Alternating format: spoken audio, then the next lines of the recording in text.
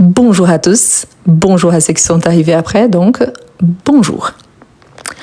Complète chaque texte avec les mots situés dans le porte-manteau situé à côté. Donc ici, on a un porte-manteau, vous imaginez donc.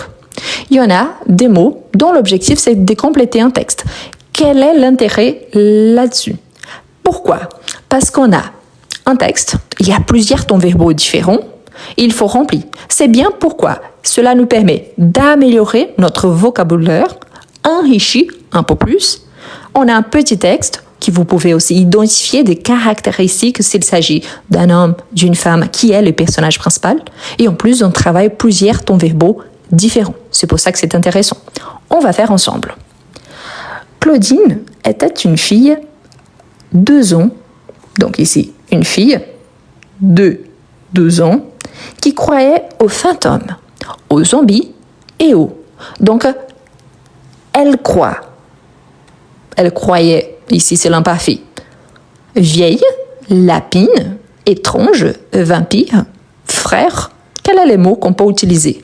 Donc, on va voir. Donc, Claudine était une fille de 2 ans qui croyait aux fantômes, aux zombies et Si on pense dans cette séquence ici, oui, parce que fantôme, zombie, c'est plus proche de vampire. Donc, on va utiliser ici vampire. Elle était grande, chaton, aux yeux bleus. Donc, Claudine habitait dans une, on a déjà utilisé ça, vieille, lapine, étrange aux frères. Donc, dans une, on va voir.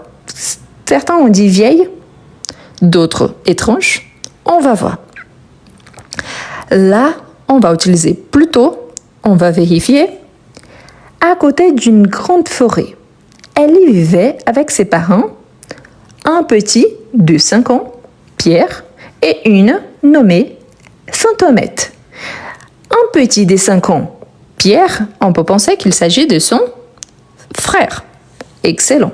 Donc ici, on peut utiliser frère. Ici, quand on voit les contextes nommés fantomette, normalement, on utilise ça pour un animal de compagnie. Donc, on a lapine. Lapine, c'est la femelle du lapin. Donc ici, pour l'animal de compagnie, on va utiliser ici une lapine. Il nous reste encore ces trous-là qu'on va utiliser soit vieille, soit étrange. Mais là, on a elle adorait les films d'horreur. Un jour, elle apprit qu'il avait une mort au village. Donc, une vieille mort au village, c'est bizarre, n'est-ce pas? Donc, quand on parle de maison, c'est mieux d'utiliser ici vieille, une vieille maison, même parce qu'il anticipe le nom.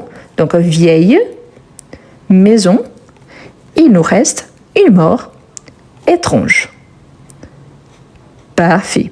Donc là, on a notre texte. Ensuite, on a Claudine commença par à la gendarmerie. Donc, on a les mots journal, téléphoner, toujours, passa, mairie. Donc, quelle est la bonne réponse? Lequel qu'on peut utiliser? Parfait. Donc, Claudine commença par la première chose qu'elle a fait, en sachant qu'il y a une mort étrange, elle va par téléphoner à la gendarmerie. Rien. Puis, elle a encore rien. Donc, elle a appelé un autre lieu. On ne sait pas, mais si on regarde bien, le lieu qu'on a là, on a la mairie. Mairie, pour les petites villes, dans les grandes villes, on a les mairies, on a aussi la préfecture. Mais dans les petites villes, c'est comme s'il s'agissait d'un synonyme. Donc ici, à la mairie. Encore rien. Dessus, elle alluma la télé pour voir les infos. Rien. Donc ici, on a journal, mais pour faire l'accord avec rien, on a besoin de quelque chose d'autre. Donc ici, toujours rien, c'est-à-dire qu'elle n'avait pas d'informations. Elle se jeta sur son PC, mais curieusement, il n'y avait pas de connexion. Claudine, devant la table de la salle à manger, et fit tomber le. Donc, ici, il y a un mouvement. Donc, Claudine passa du verbe passer, et peut-être vous vous posez la question, mais c'est quoi cette terminaison-là? C'est le passé simple. Donc, quand on a cette terminaison pour la troisième personne, c'est le passé simple. C'est la même chose ici que comment ça. D'accord? Donc, Claudine passa devant la table de la salle à manger et fit tomber le, il nous reste le journal.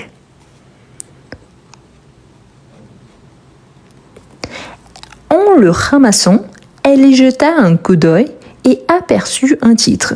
Soir d'Halloween. Une mort étrange. Donc ici, elle a découvert un petit peu la vérité, n'est-ce pas? Donc on a Claudine regarda là. Donc ici on a ce, date, dont, vous. Si on regarde la continuation, on a novembre 2010. Donc ce qu'elle a regardé, elle a regardé la date. Donc Claudine regarda la date. Novembre 2010. Elle ouvrit vite. Donc, qu'est-ce qu'on peut utiliser là? Qu'est-ce qu'on peut utiliser ici dans ces contextes? On a encore 4, donc ce, lequel.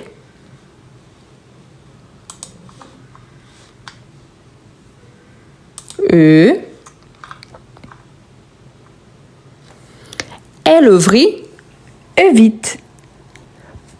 Pourquoi? Parce qu'ici, on parle du journal. Donc, elle a fait 2 actions. Donc, ici, moi, particulièrement, j'ai trouvé trop bizarre quand j'ai lu. Je vous rappelle cet exercice ici, je l'ai pris en ligne. Vous voyez qu'il n'y a pas les noms ici en haut ni en bas. C'est parce que je l'ai pris en ligne. Moi, ce que j'ai compris, c'est qu'ici, il voulait dire lit et pas vit. On peut utiliser vie parce que c'est le passé du verbe voir. Donc, elle a vu quelque chose. Ici, c'est le passé simple. Ça marche super bien. Mais on peut utiliser lit ici dans le sens du verbe lire. Donc, c'est aussi une possibilité.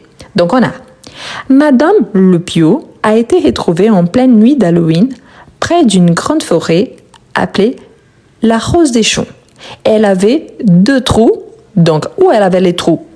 La gorge. Donc, ici, on peut utiliser dans, parce que c'est situé là-dessus. Donc, dans la gorge et une citrouille sur la tête.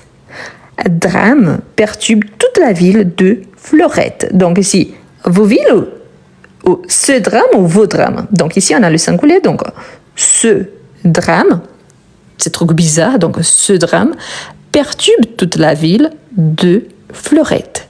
La police vous conseille de ne pas sortir de... Donc oui, il nous reste seulement vos maisons. Qu'est-ce que vous avez remarqué par rapport à ça? Tout d'abord, c'est un vocabulaire complètement différent dans les sens des mots à compléter. Ce n'est pas quelque chose que nous sommes vraiment très habitués. La deuxième chose, on utilise beaucoup le passé simple. Cela, pour certains, c'est difficile. Pourquoi? Ça fait partie déjà du niveau B1. C'est que je vous conseille toujours, si vous ne comprenez pas bien, donc vous pouvez associer au passé composé. Par exemple, Claudine commença, donc elle a commencé, donc elle alluma, donc elle a allumé. Donc vous pouvez essayer de remplacer par le passé composé, car c'est un ton verbal qu'on utilise beaucoup plus aujourd'hui que le passé simple.